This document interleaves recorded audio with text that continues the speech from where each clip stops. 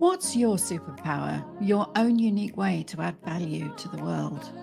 That's what we're all about here at the Future is Freelance podcast, the show for solopreneurs, digital nomads and slow-mads, consultants, remote workers, e-residents, and everybody living a life without traditional boundaries. We're here for every person who defies categorization and makes a living and a life their own way. Every Freelance Friday, we bring you expert tips, inspired insights, and stories from the frontiers of freelancing to help you achieve success with your borderless business, whatever success means to you as you live life on your own terms.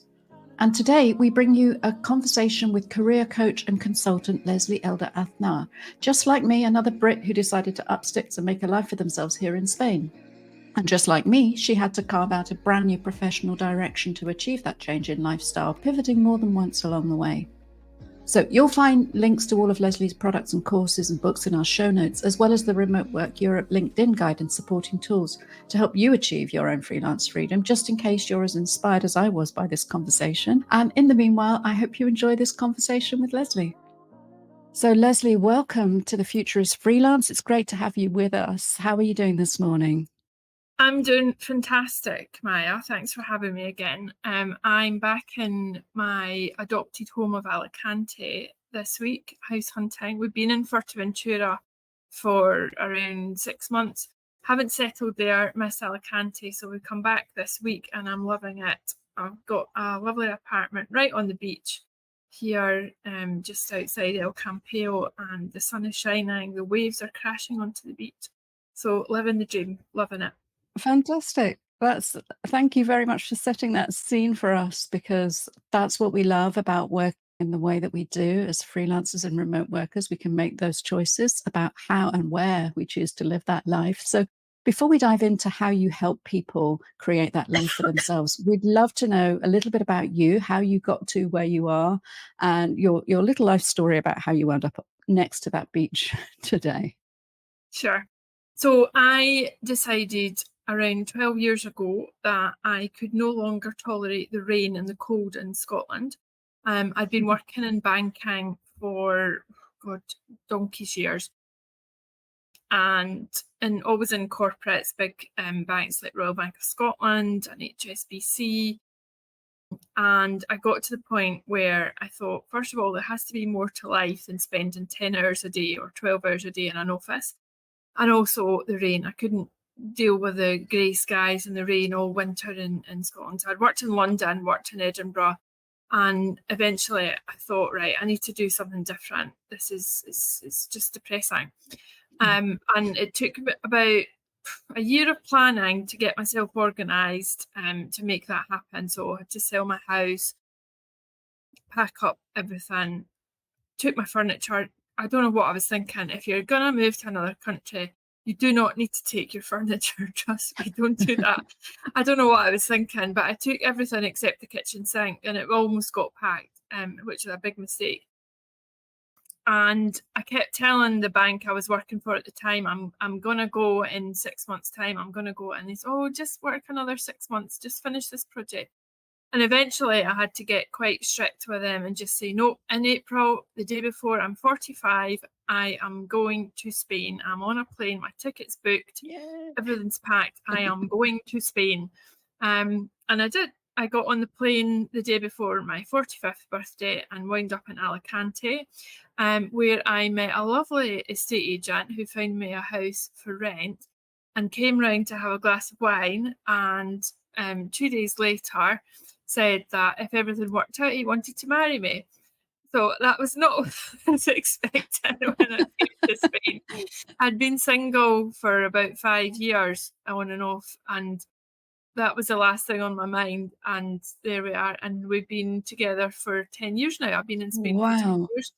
You And married your estate agent. That's I amazing. did. I know. And Congratulations. he's not like the sort of traditional image of the estate agent. He's such a lovely guy. And yeah, he was true to his word. He said he was going to ask me to marry him 2 years after we met. And he did. He proposed exactly 2 years after our first date. And exactly a year after that, we got married in a beautiful finca here in Spain. So yeah, So wasn't expecting that. And for the first few months I was in Spain, I ran my own business. I was teaching yoga at that point, which was great, running retreats and stuff. And then I discovered I had fibromyalgia, which it basically just makes me stiffen up when I get cold, and I was finding the yoga more and more difficult. So I started to work with my husband, helping him in the estate agency, and then decided, no, I need to get back into a proper job. Not that that wasn't a proper job, obviously, but back to doing project management and change management, which is what I'd done previously. And I found a way to be able to do that remotely, working with some of the banks that I'd worked with previously, because they knew me and knew that I would do my work and stuff. So that worked out really well. I had to commute back and forward to the UK mostly every week for 1 or 2 days, which was fine. Cheap flights from Alacante into the UK, so can't really complain about that. Thank you, Ryanair. And yeah, and then of course COVID hit and work dried up. And I thought, oh Lord, what am I going to do? Because at that point we bought a house, had a mortgage to pay, and I'd adopted a lifestyle that was aligned to having a regular income. And I thought, I need to do something. And I didn't work for about 6 months, getting really bored. And so I decided I would write a book about project management, and for beginners, an introductory book. And the purpose of that wasn't because I had a burning desire to be an author. It was more about using the book to get some credibility and to get known as an expert in my field. Because there was a lot of people in a similar situation with COVID. They lost their jobs, especially contractors. And I've had to find a way to differentiate myself from the other thousands project managers going after the same jobs. And that actually took off. I became a bestseller on Amazon. How did that happen? It was great. It was so much fun. And so because I'd written the book, people started to ask me to help them become project managers. So I started off doing that as well. I also managed to attract more consulting work for project and change management. So I felt that the book kind of elevated my status. So not just being another contractor, but I was now seen as the expert that I wanted to be in that area. And that was a great learning experience for me, the process that I went through to make that happen. And then being able to develop passive income as well through doing the training courses. Which, when I say passive income, it wasn't completely passive, because no such thing, I think. yeah, that's the thing. There's a big sort of fallacy around this. It wasn't just a case of post the training course online and sell it to people. There was a lot of coaching and encouragement and dealing with problems and last minute, oh, I've got an interview tomorrow, sessions, things like that. So it's great for generating income while you sleep, but you still need to do some work around it. And I think that's a fallacy, as I say, with people thinking that it's all, the book is passive income. Don't even promote it now, to be honest. It just sells itself. But in terms of running training courses, whatever, you still need to do some work. So that all worked out really well, and I became super busy doing all of that. And then that evolved more into people asking generally for career advice and how to change careers and how to become a consultant or a freelancer. And that's evolved. I've been given that advice. Well, in reality, I've been doing it for over 15 years, because part of the work that I did as a consultant or as a change manager previously for the big corporates was helping leaders whose roles were impacted by some of the changes. So a lot of the projects I did were restructuring, redundancy programs, downsizing.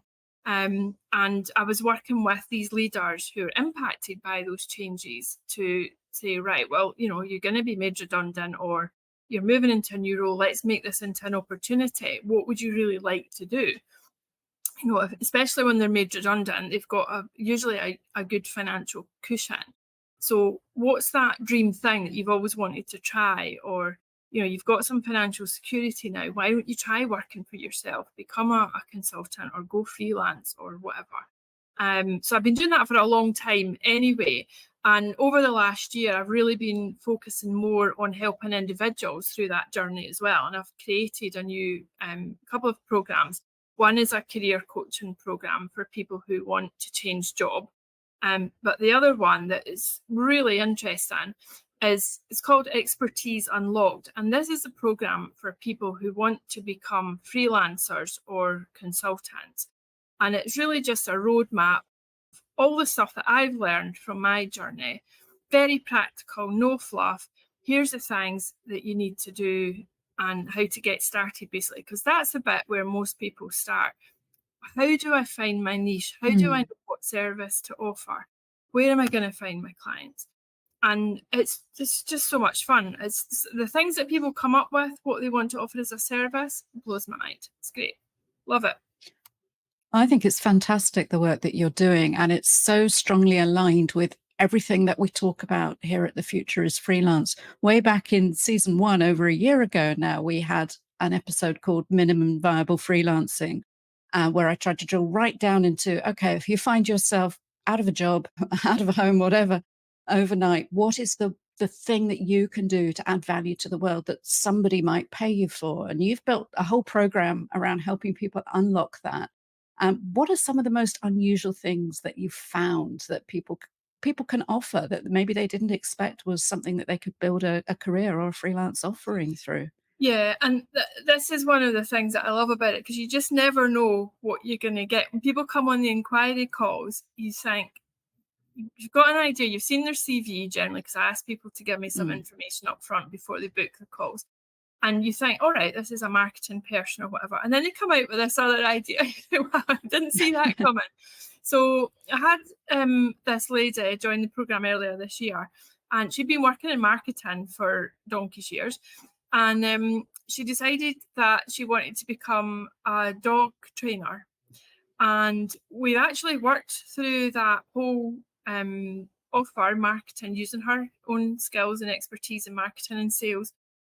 And she's now a dog behavioural consultant, and she's super busy, and she teaches people how to stop their dogs from pulling when they walk. It's so simple. It is such a simple idea, but there's so many people have this problem, me included. I've got a new puppy, having a bit of difficulty getting him to walk nicely, and we're booked in, we're going to do the course. And that was something that she recognised as a problem that people have, that she can solve. She knows what to do, and people will pay her to have that solution. They pay her a lot of money, and that really illustrates the nub of becoming a consultant. It doesn't have to be something that's overly complex. It doesn't have to be something that is, business related as such. When you find your skill, the thing that you love to do, that you're passionate about, something that you maybe take for granted, that you do really well, that other people can't do, you find something you can solve a problem for people, then they will pay you for it.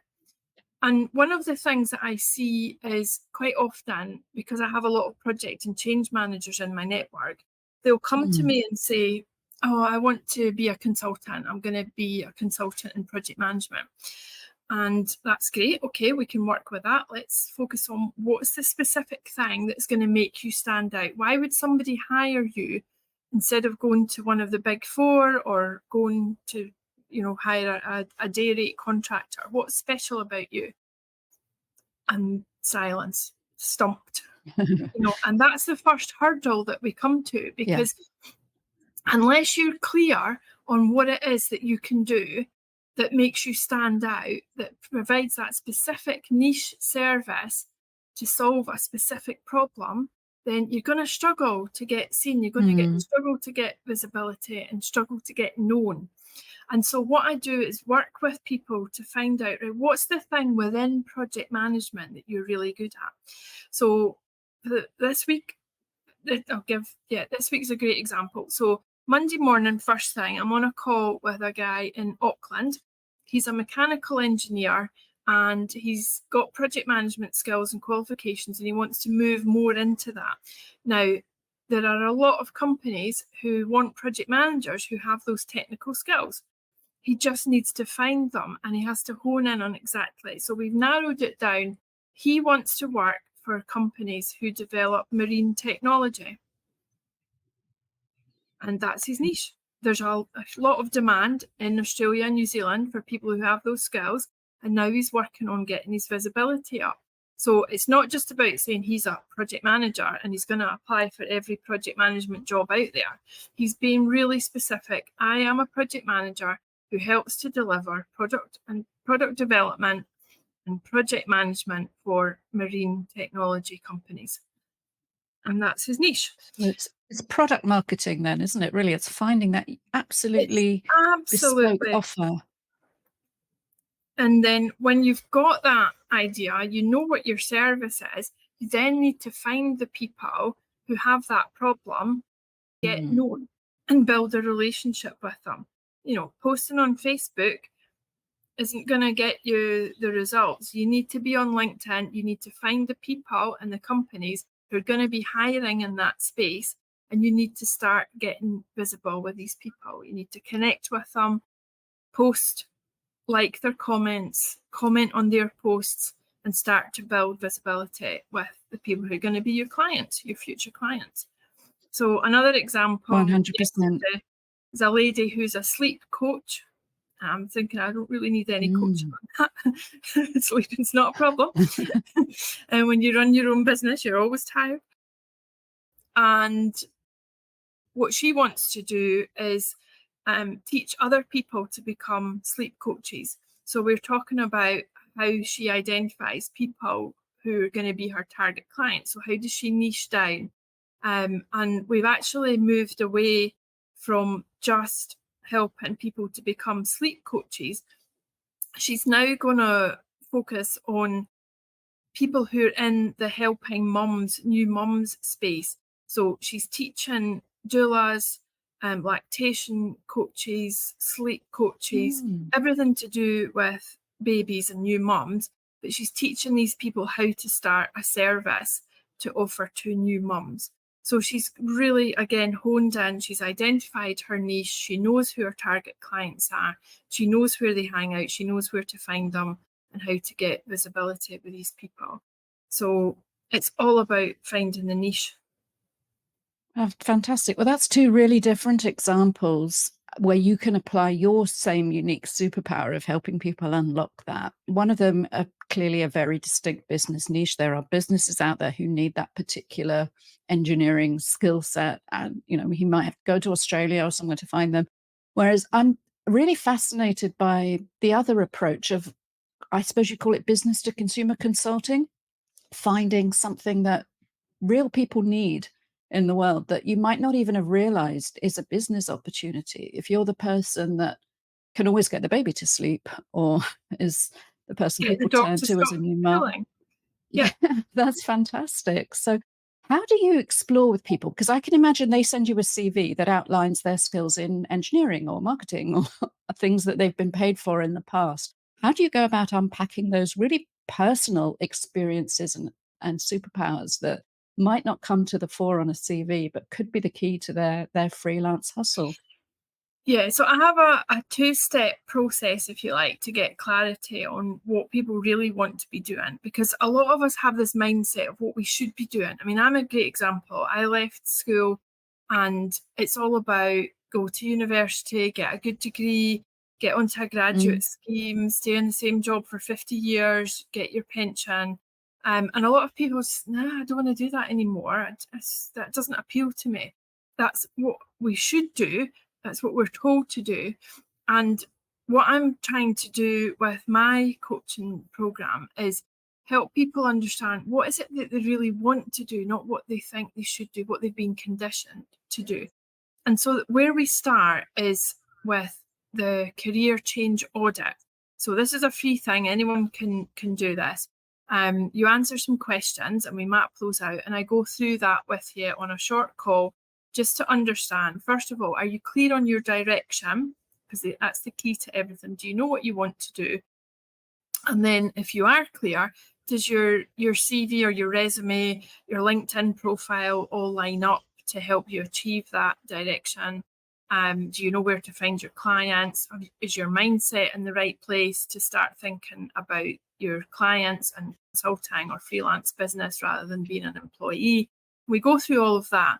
And what I find with most people is if they don't have clarity on that direction piece to start with, then the rest of it's not going to fit together. Mm. You need to be aligned in all of these different areas. That's why it's a circle. The diagram that I use is a circle.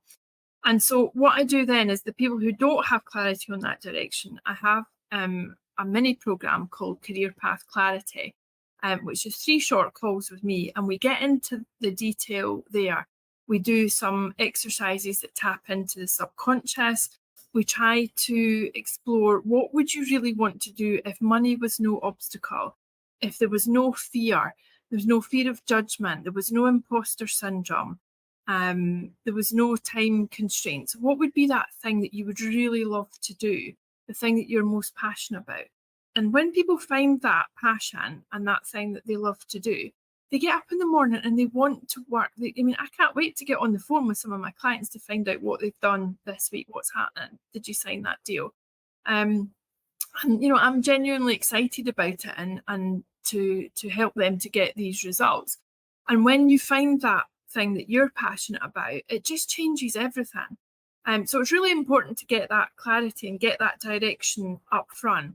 And then when people are clear, if they've decided, yeah, I still want to work, I want a job, I want to be an employee, then I've got the career coaching program. We go through that. How are you going to change job? What do you need to do? And then if they've decided, no, I actually want to work for myself, I'm going to take a leap of faith.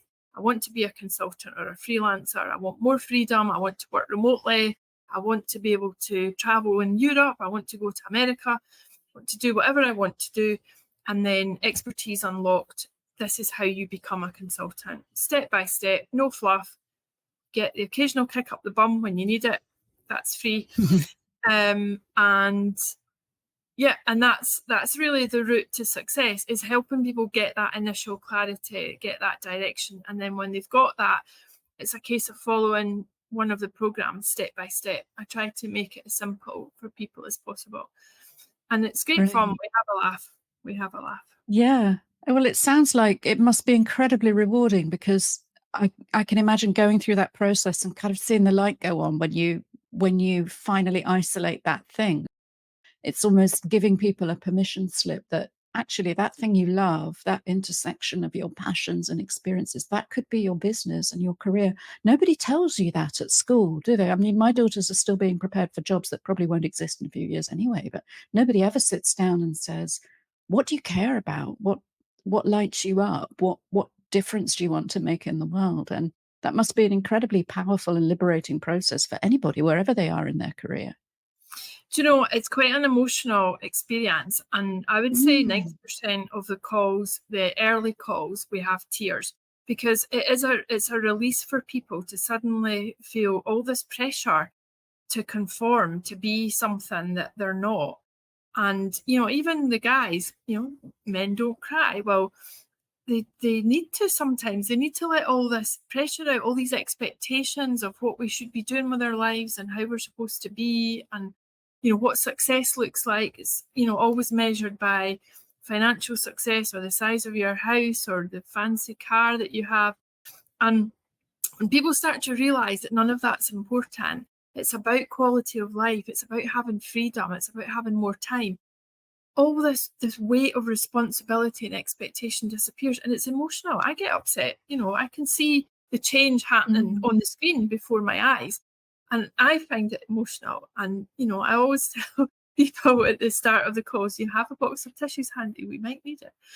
And it's true. Yes, well, it is a It's a journey, huge isn't it? it is a journey, and it's great. So yeah. That's fantastic. And you're giving people I suppose it must be emotional if people are, maybe they're our sort of age as opposed to early career, and nobody's ever given them that opening before. Maybe they've spent decades with this mindset that work is just something you do and you don't really like very much, or you're looking forward to retire or the weekend, and it hasn't ever occurred to you that you could be doing something that you care about instead and that makes a difference. And you have to sort of break down those barriers and those ingrained assumptions before you can build people back up into their dream of freelancing, solopreneurship, consultancy, whatever they end up doing. It sounds amazing, but you mentioned earlier about hearing what people have been up to during a week working on their project. So it sounds like you stay with them a little while on that process and help hold them accountable and build a roadmap. Because I think, it's important we get real, isn't it? That this stuff, just unlocking that vision doesn't make it happen. It doesn't, you've still No, got a job to do. that's it. It's true. And what I found is when you give people the course material, so all my courses are online, there's videos, there's notes, there's workbooks. But when you leave people to get on with it, life gets in the way. And this is why I've moved away from that sort of passive approach to complete accountability. It's a coaching program. I will be on your case. You have calls to be booked. You have updates to send through. Most of them use LinkedIn Messenger or emails if they're sending me through documents. So we're working on client proposition documents this week. So they've been coming through. And it's having that someone who's your conscious, keeping you on track, because most of the people, you're right, they're older, 40s and 50s. They've got families, or sometimes they even have parent responsibilities. They're caring for older relatives, and they've got busy lives. Stuff happens, and it's so easy to let this slip and to let it fall behind. And I say up front to people, before you sign up, I don't want you to waste your money or your time. I want you to get something real out of this. And to do that, you've got to block out time. You've got to commit the time to actually make it happen. Because, it's easy for a year to go by and you haven't actually done anything. It's something, I've got that course, I'll get back to it, whatever. No, this is a real change. If you're going to do this, you've got to commit to it. Crack on. I'm going to be there to keep you accountable. We've got a private Facebook group for people who are on my programs, and they help each other, encourage each other, give feedback. It's a safe space, but also it's that accountability. Because it's so easy to say one day, I'll get round to that next week. I'll get round to it next month. I'll start that after the kids go back to school. That was the one recently. I had all these people. I'll start when the kids go back to school. So day one, there's after no the kids good are back to time. school, I'm on their case. Right, kids are back at school. Where's your client proposition? Come on, crack on. Let's do Let's this. get on with it. Excellent. And it works because people are like, yeah. yeah, I know. I can hear your voice in my head when I'm thinking about putting something off, and I just go and do it. So this is basically, you're the living example of this, because you're bringing project management, you're bringing coaching, you're bringing personnel management to the work that you're doing now, and helping people not only with the structures and the information they need to do it, but with that personal guidance and gentle prodding along at every stage that they need to remain accountable. And you mentioned that there's a group as well. So is this a cohort experience? You bring people in batches to this process? They can join at any time. I did start off doing it as a cohort, everyone join at the same time and we'll go through it together. But do you know what? People's lives are complicated, and not everybody can join and then be consistent over the same period of time. And I felt that people were sort of pulling away because something's come up. For example, one of the ladies lost her mum in the summertime, and it's taken her a little while to get back into the group. And that's fine. Life happens. And I don't want to exclude people because of things like that. So people can join at any time, but if they've got an issue, they have to let me know, and then I'll back off a little bit. But when they've said, no, I want to do this, I'm committed, then I will be gently nudging them along. Let's put it like that. No, that makes absolute sense. So you're holding them accountable to themselves and their own goals. It's not about trying to keep up with a group or where anybody else is at. We don't need any more pressure in our lives. No, and Right. the other thing, I don't want people to feel, oh, this person's getting on better than me, or this person's making more money than me, or this person's signed a client this week and I haven't. It's not competitive. Everybody's there to support each other. Everybody's at different stages, and everyone has different degrees of understanding of the business world as well. So I have, one lady who's been out of the workplace for 10 years. She was trying to get back into a corporate type job, just wasn't happening. She's in HR, and she's done all her courses to get back up to speed on what's happening in HR world. And now she's offering her services to small startup companies who can't afford to have a full-time HR person. And she's doing really well. And at the start, she was doing the usual, I find this mostly with females, I have to say, the imposter syndrome. Oh, I'm not really an expert, and oh, what if no one will hire me? And just complete lack of confidence. And she's really smart. She knows her stuff. Now she's all up to date as well with the new regulations and whatever. And, you know, she's flying. I haven't heard from her for weeks. And that's always a good sign, because I know that she's off doing what she needs to do. And that's fantastic, you know. So if anyone's listening to this and thinking, oh, I don't think I have any expertise, or, oh, people laugh at me if I say I'm an expert in my field, you have to remember that you're not comparing yourself with your peers or other people that you've worked with, because they will have similar levels of knowledge to you. You're offering services to people out in the world who have no idea what you do. They don't know anything about project planning, Gantt charts, HR rules, mechanical engineering stuff, marketing, product development. The regular man in the street, or who's running a small startup company or a medium-sized company, they don't have that skill and expertise. They don't know anything.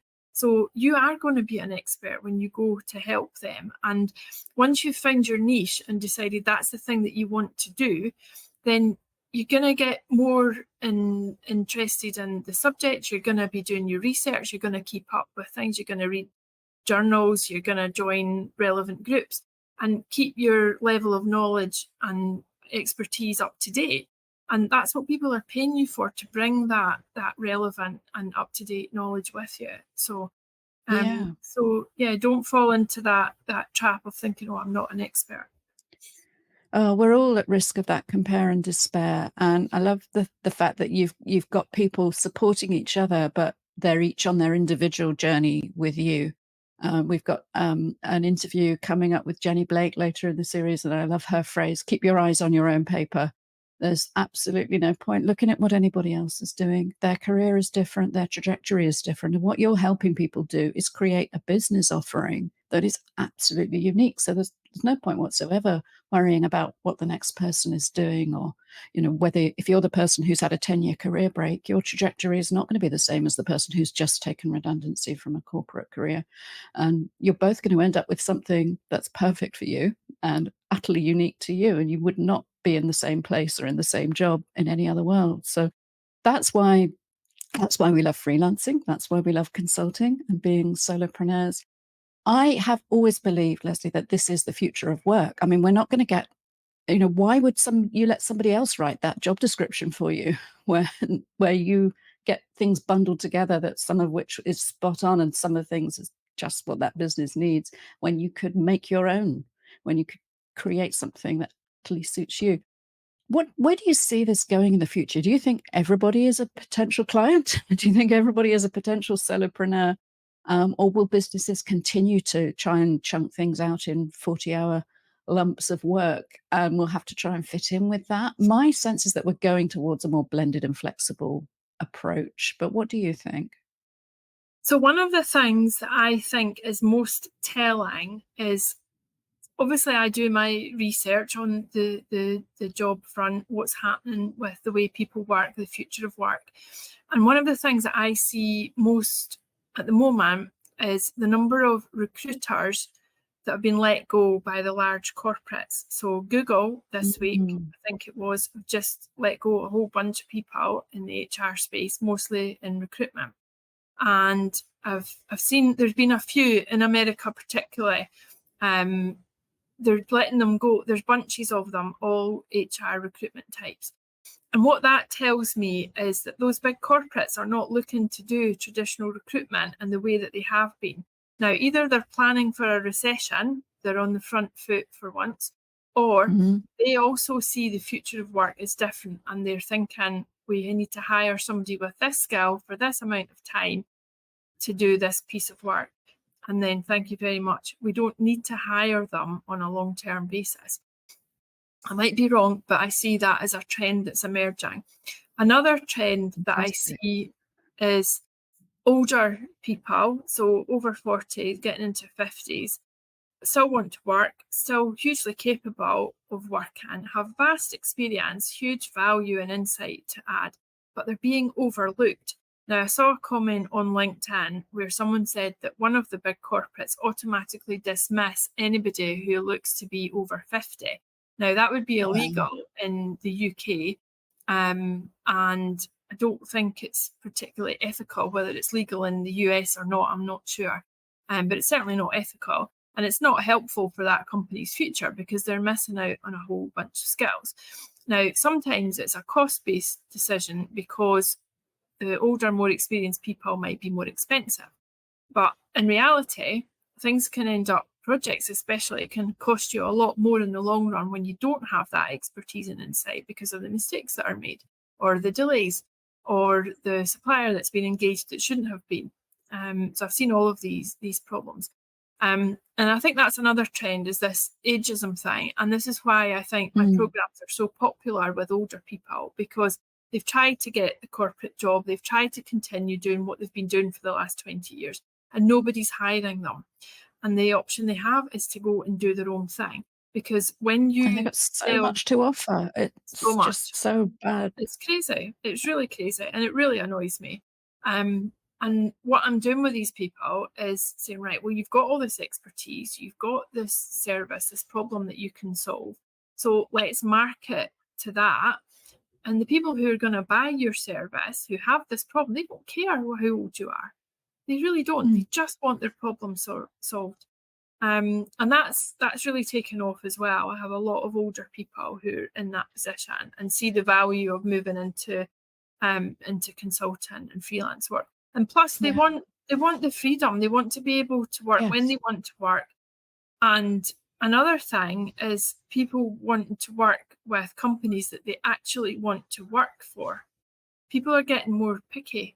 You know, if you're not doing well on the environmental sustainability or the inclusivity or whatever value is important to that particular person, then they don't want to work with that company. So when you're freelance doing consulting, you can pick and choose who you want to work for. Yeah. Fantastic. I mean, this is incredibly optimistic, I think, this vision of the future that we're creating here. And it is one that already exists. You're living it, I'm living it, and all the people that you work with are creating these blended fractional futures where they can do the work that means something to them for clients that align on their values and use their skills and experience that matters. If anybody else is feeling as inspired as I am right now, Lesley, what should they do next? Where should they go? And how can you help them? So a great place to start, as I mentioned earlier, is the Career Change Readiness Audit. That helps to figure out if you know where you're going, what your direction is. And if not, then we can jump onto the Career Path Clarity. I'd love to have people join me on Expertise Unlocked, the programme for aspiring consultants and freelancers. So if you're feeling inspired, as Maya says, then come and join us on the programme.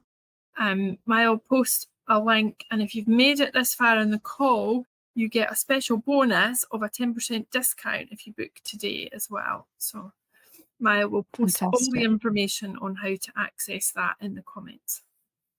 Yeah, we'll pop that into the show notes for you. So to give as many people as possible the chance to access Lesley's experience and wisdom here, because I think, you know, this program could be absolutely life-changing for so many listeners. And it's been extremely fascinating and valuable unpacking all of this with you today, Lesley Elder Aznar. Thanks so much for joining us on The Future is Freelance. You're very welcome. And let me just leave one last thought for people when you said life-changing. One of my ladies has just signed her first client and is now working 2 days a week with that client for the same money that she was earning when she was a full-time employee.